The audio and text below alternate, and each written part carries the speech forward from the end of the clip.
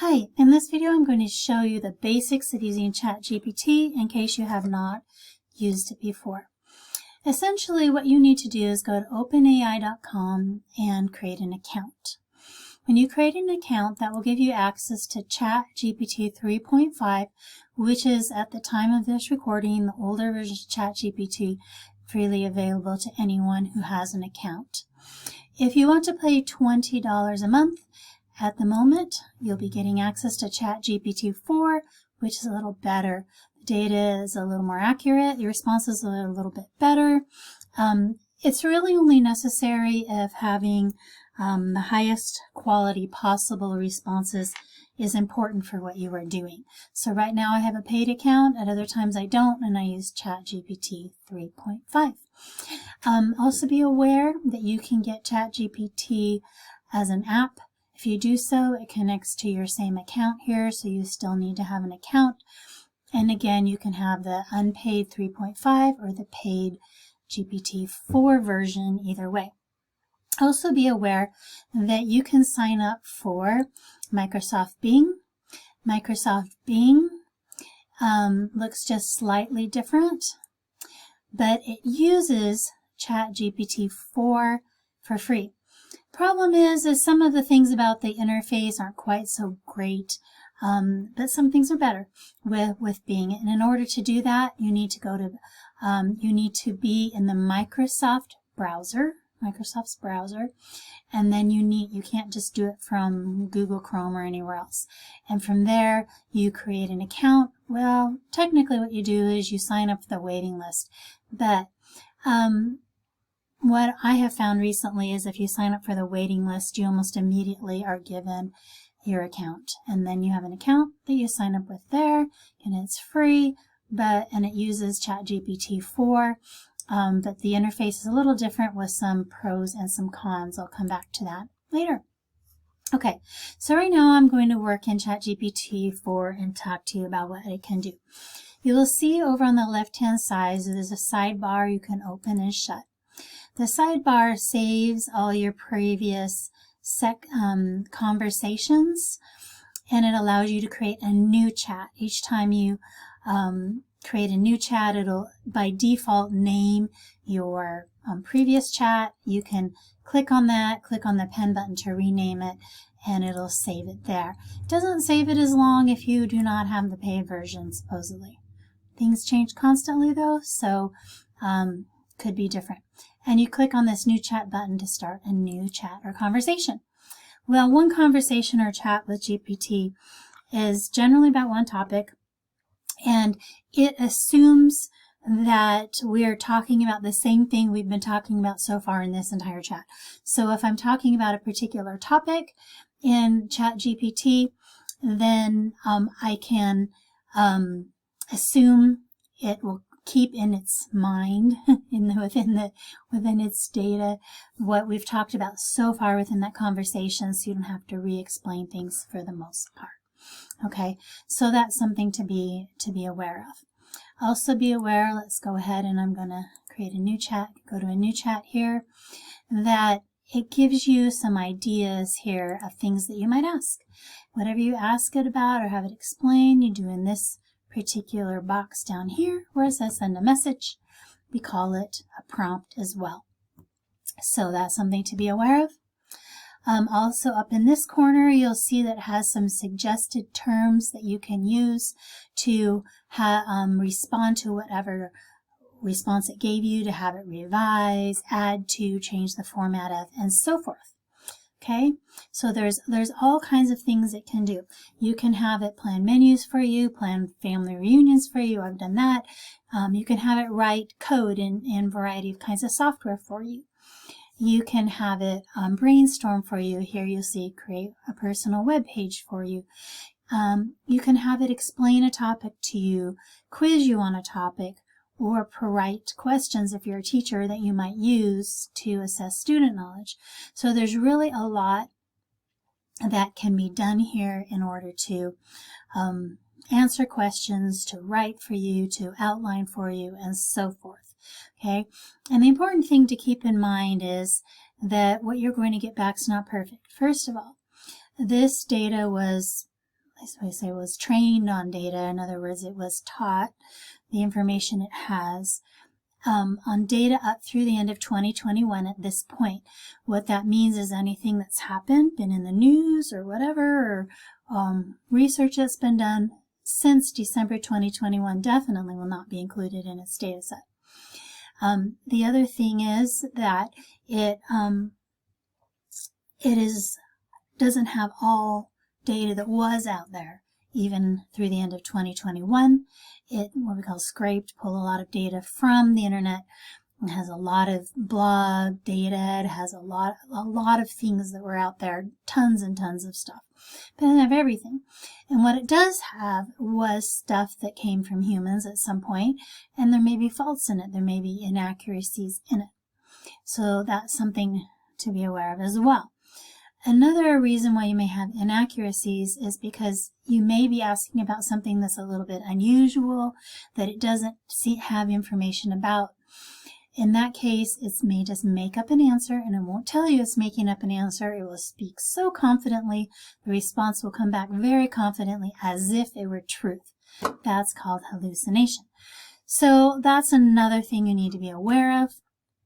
Some other things you need to be aware of are that responses may be biased because it's based on what it pulled from the internet, which tends to be biased towards, white conversations, honestly, and certain age ranges and so forth. And so there may be bias in the responses it gives back to you.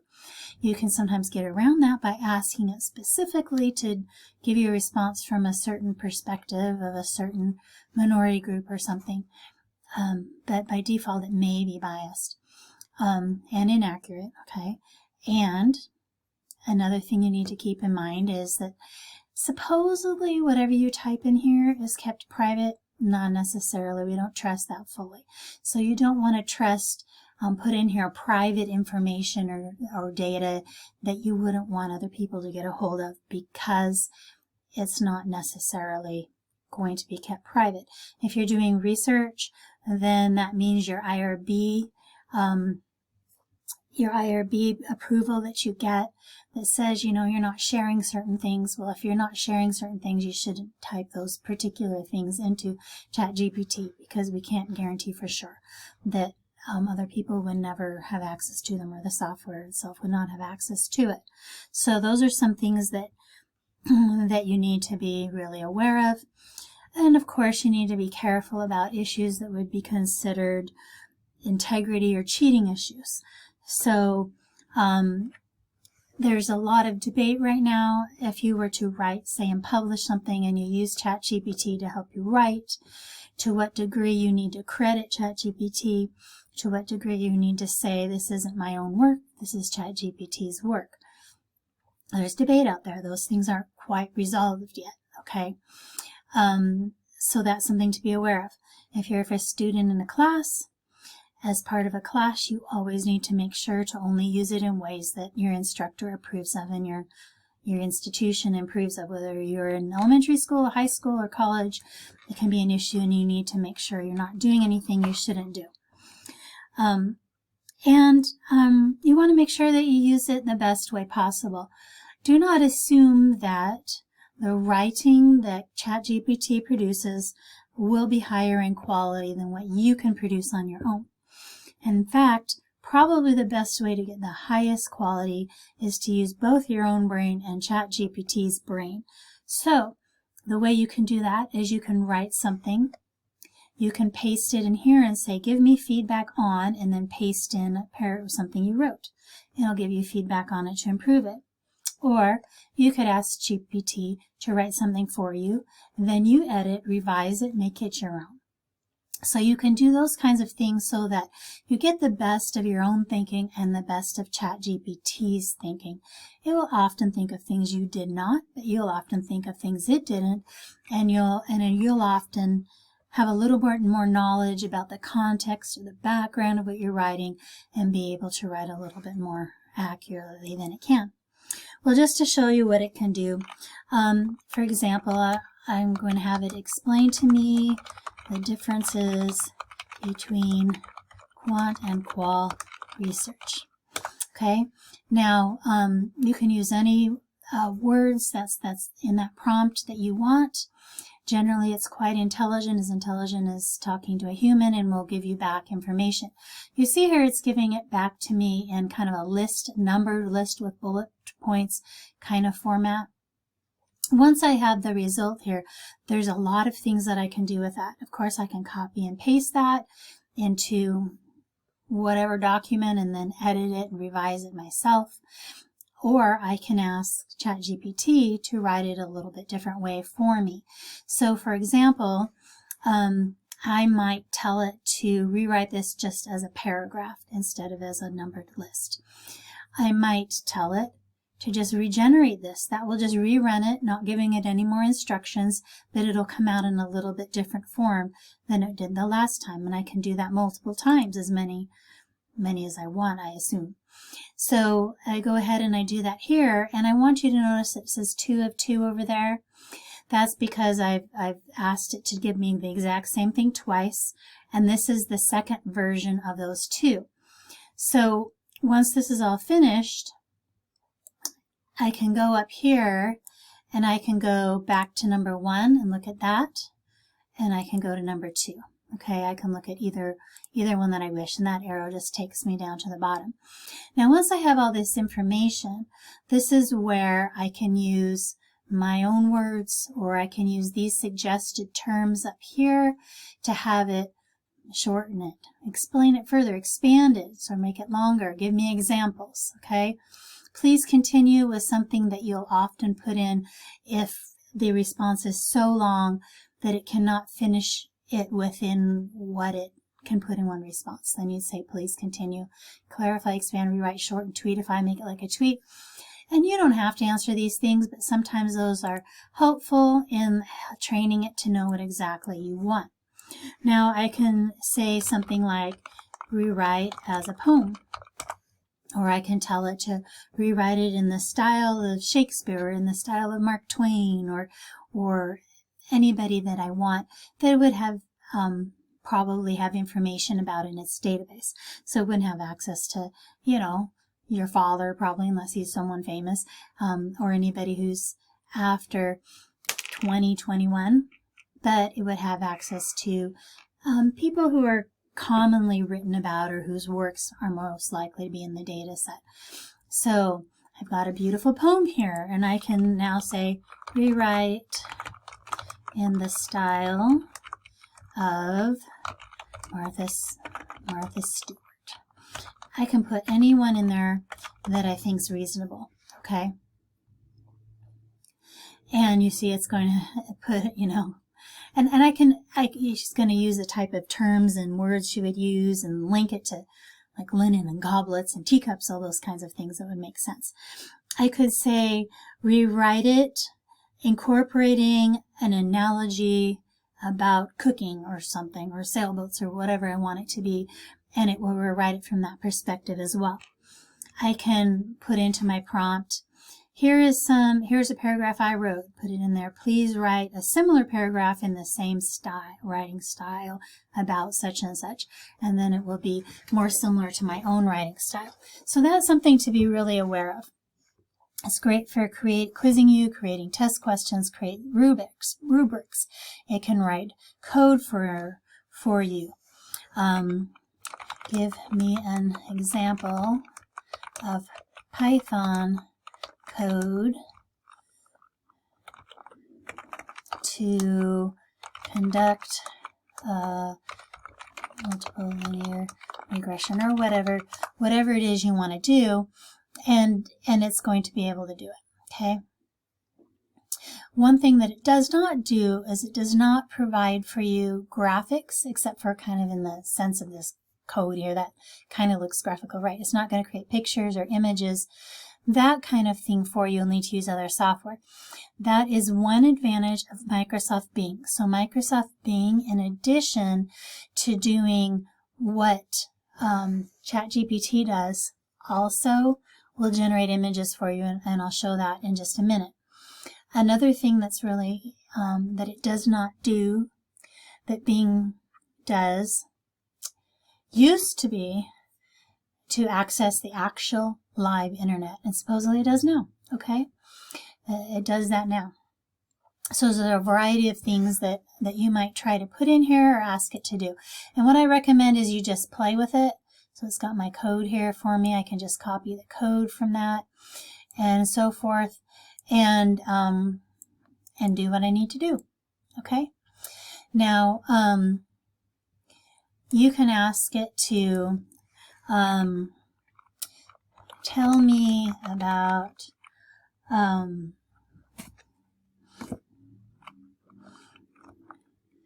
one prominent leadership theory,